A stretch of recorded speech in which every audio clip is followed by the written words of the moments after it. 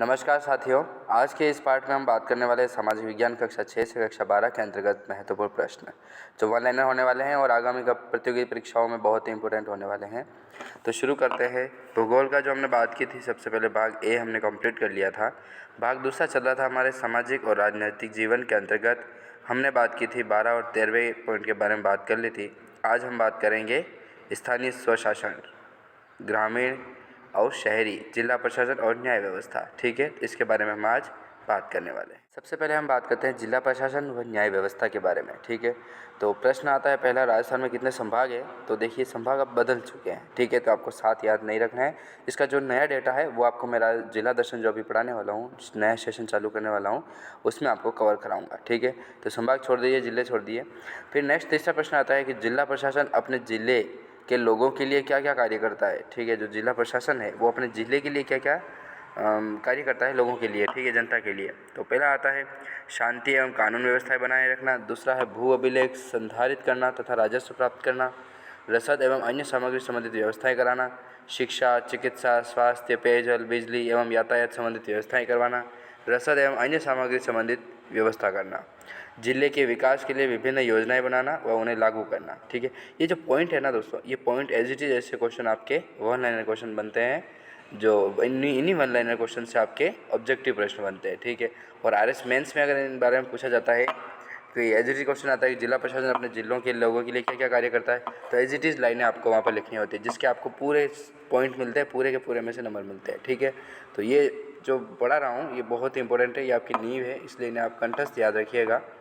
ठीक है, तो छठा पॉइंट आता है कि जिले के विकास के लिए विभिन्न योजनाएं बनाना और उन्हें लागू करना। सातवां पॉइंट है विभिन्न संवैधानिक संस्थाओं के चुनाव संपन्न करवाना। ठीक है, जो भी संस्थाएं हैं उनके संवैधानिक जो चुनाव होते हैं उनको संपन्न करवाना। प्राकृतिक आपदाओं से बचाव एवं राहत कार्य करवाना। ठीक है, हाँ, तो ये भी उन्हीं के अंतर्गत आता है। जैसे ओलावृष्टि हो गई है, कुछ भी यदि किसानों के किसी प्रकार से कोई समस्या है तो वो भी सब सोल्व कराने के लिए जिला प्रशासन जिम्मेदार होता है। ठीक है, प्राकृतिक आपदाओं और बचाव से राहत कार्य। फिर है जनता व सरकार के बीच की कड़ी का कार्य करना। ठीक है, ये भी एक बहुत इंपॉर्टेंट पॉइंट हो जाता है कि जनता और सरकार के बीच की कड़ी का जो है वो जिला प्रशासन को सौंपा गया है। ठीक है, जो भी जनता का जो भी समस्याएं हैं वो सरकार तक पहुंचाने का एक माध्यम है जिला प्रशासन। ठीक है, फिर बात करते हैं पंचायती राज व्यवस्था व जिला प्रशासन के मध्य समन्वय स्थापित करना भी इसका महत्वपूर्ण कार्य होता है जिला प्रशासन का। जन समस्याओं को सुनना, उनका निराकरण करना भी जिला प्रशासन की अहम भूमिका होती है।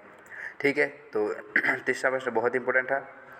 चौथा प्रश्न आता है कि जिले में शांति व कानून व्यवस्था बनाए रखने की जिम्मेदारी किसकी होती है? तो ये हमने पहले बात कर चुके हैं। छठा पॉइंट यही था, जिला कलेक्टर की जिम्मेदारी होती है।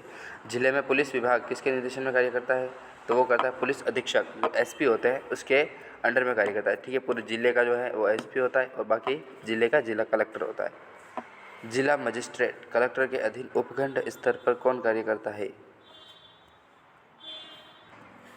तो वो कार्य करता है SDM। ठीक है, उपखंड मजिस्ट्रेट जो होते हैं ADM, उपखंड मजिस्ट्रेट, जो जिला मजिस्ट्रेट जो होते हैं कलेक्टर के अधीन जो कार्य करते हैं वो है उपखंड मजिस्ट्रेट। जिला मजिस्ट्रेट कलेक्टर के अधीन तहसील स्तर पर कौन कार्य करता है? तो वो कहते हैं कार्यपालक मजिस्ट्रेट या तहसीलदार, जिसे SDM कहते हैं। हाँ, उपखंड मजिस्ट्रेट जो है वो ADM कहलाता है और SDM जिसे कार्यपालक मजिस्ट्रेट या तहसीलदार कहते हैं वो SDM होता है।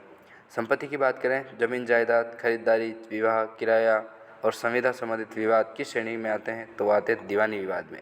ठीक है, हत्या, मारपीट, चोरी तथा शांति भंग के विवाद जो हैं वो किस श्रेणी में आते हैं? तो वो फौजदारी विवाद के अंतर्गत उन्हें लिया गया है। ठीक है, फिर बात करते हैं भूमि संबंधित विवाद में कृषि भूमि का उत्तराधिकारी, नामांतरण, खातेदारी, लगान आदि के विवाद किस श्रेणी में आते हैं? तो राजस्व विवाद आते हैं। ठीक है, खातेदारी कराना, लगान है, उत्तराधिकारी जो भी है वो राजस्व विवाद के अंतर्गत आएंगे। जिले में कितने प्रकार के न्यायालय होते हैं? तो वो 3 प्रकार के होते हैं। ठीक है, इनका विस्तृत हम तरीके से नेक्स्ट वीडियो में बात करेंगे। FIR का पूरा नाम क्या है? तो प्रथम सूचना प्रतिवेदन जो है वो FIR का पूरा नाम है। ठीक है, हमारा अतीत, ये दूसरा जो पॉइंट है, ये अध्याय दूसरा है, 17वां अध्याय है, तो बहुत ही इंपॉर्टेंट है ये भी, लेकिन वीडियो लॉन्ग हो जाएगा, इसके लिए हम इसके नेक्स्ट पार्ट में डालते हैं। ठीक है दोस्तों, तो तब तक के लिए जय हिंद दोस्तों, मिलते हैं नेक्स्ट वीडियो में। जय हिंद, जय भारत।